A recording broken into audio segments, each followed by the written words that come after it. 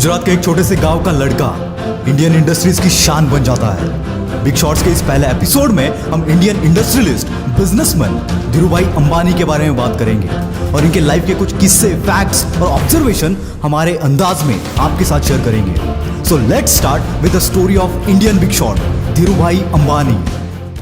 अपने 50 साल के करियर में धीरूभाई ने काफी उतार चढ़ाव देखे, पर किसी भी मुश्किल हालात के सामने ये बंदा झुका नहीं। हर मुश्किल का जवाब इस बंदे के पास था। धीरूभाई ने कभी भी अपने ऊपर का लाइमलाइट हटने नहीं दिया। वो हमेशा न्यूज में रहते थे, कभी पॉजिटिव कभी निगेटिव, और negative publicity is the best publicity. इस बात को धीरूभाई बहुत अच्छे से जानते थे, तभी हर निगेटिव न्यूज को वो पॉजिटिव में बदल देते थे। जो अखबार धीरूभाई के बारे में निगेटिव न्यूज छापते थे, उन्हीं अखबारों में धीरूभाई सबसे ज्यादा एडवर्टाइज देते थे। मैंने तो ये भी सुना है कि अखबार के जिस पेज में रिलायंस या धीरूभाई के बारे में निगेटिव न्यूज होती थी, उसका अगला पूरा पेज रिलायंस की एडवर्टाइज से भरा होता था। निगेटिविटी और निगेटिव न्यूज को कैसे यूज करना है, ये इस बंदे को बखूबी पता था।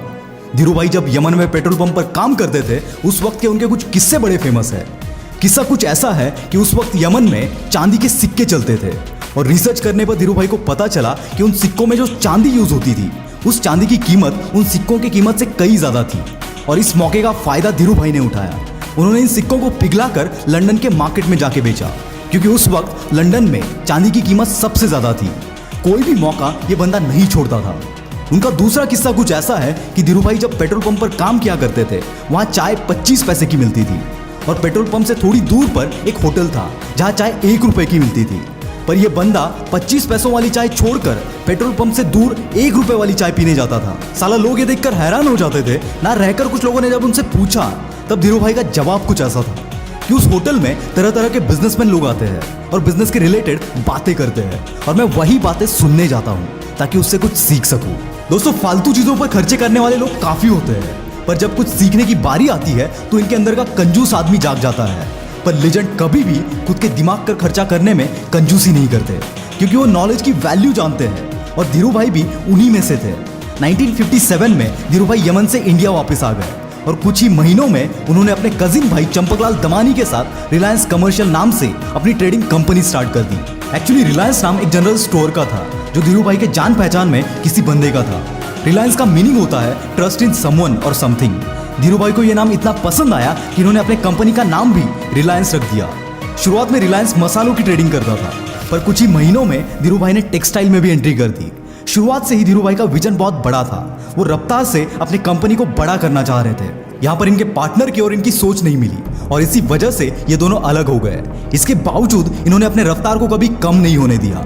धीरूभाई 1 साल तक लॉस में रहे, जब नरोडा में उन्होंने अपनी पहली टेक्सटाइल मिल खोली, पर फिर भी बंदे ने हार नहीं मानी और अलग अलग टेक्निक्स लगाकर अपना सेल 90 लाख तक पहुंचा दिया। तब उनका प्रॉफिट 13 लाख रुपए था, जो कि उस वक्त बहुत बड़ा अमाउंट था।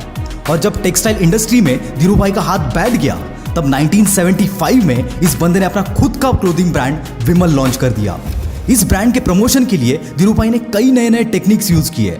उन्होंने कई शहरों में अपने ब्रांड के फैशन शोज करवाए, और इसी वजह से विमल ब्रांड कई रिटेल शॉप्स पर बिकने लगा, जिसकी वजह से रिलायंस का नाम घर घर में लिया जा रहा था।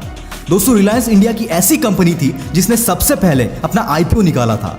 उस वक्त लोगों को स्टॉक मार्केट के बारे में इतना कुछ जानकारी नहीं था, पर धीरूभाई का इमेज मार्केट में इतना तगड़ा था कि बस धीरूभाई का नाम सुनकर रिलायंस के आईपीओ में 58,000 इन्वेस्टर्स ने अपना पैसा इन्वेस्ट किया, और इसी की वजह से रिलायंस रैपिडली ग्रो कर पाया। जब आप तरक्की के रास्ते पर होते हो, कामयाबी हासिल कर रहे होते हो, तब आपके बारे में नेगेटिविटी भी स्प्रेड होगी। लोग आपके बारे में गलत बातें भी करेंगे, पर अगर आपका सपना बड़ा है, तब इन्हें जवाब अपने तरक्की से देना चाहिए, और इस बात को धीरूभाई बहुत अच्छे से जानते थे। नेगेटिव न्यूज के जवाब में धीरूभाई अपना नेक्स्ट मूव पब्लिश कर देते थे, जिससे गॉसिप्स करने वालों के मुंह पर ताले लग जाते थे। जब धीरूभाई की डेथ हुई, तब रिलायंस इंडस्ट्रीज की वैल्यूएशन $25.6 बिलियन थी।